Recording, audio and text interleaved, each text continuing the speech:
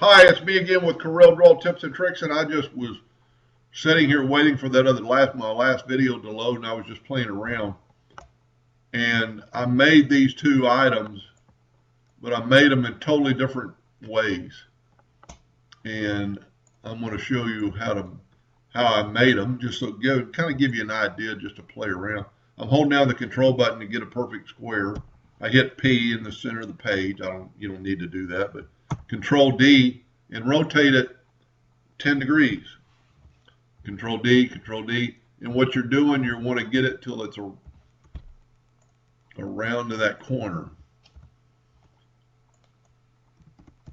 Sometimes my laptop slows down.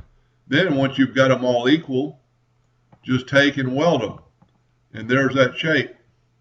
The other way to do it is just get your polygon tool. What I do like about it, we're going to change it to 36 sides, holding down the control button. And I do like drawing in the center of the page, so I'm going to put it in the center of the page.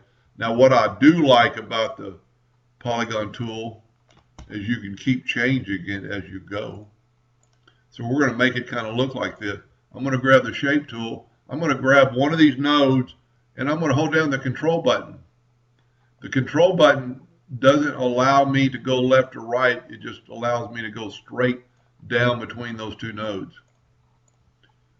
So there's two almost identical items. The thing I like about it, about using the polygon tool, if you want to have less or more sides, once you've got your shape, you could have 50 or you could have 10, and you don't have to do any work.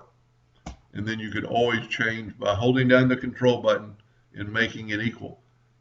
If you do not hold down the control button, you can skew the polygon tool and make different shapes. I always like playing. Whoop. Let's put that in the center of the page. Put this in the center of the page. And let's make the outer. And this is just to show you different shapes. Take this Smart Fill tool, and there you go. Anyway, kind of a fun little project.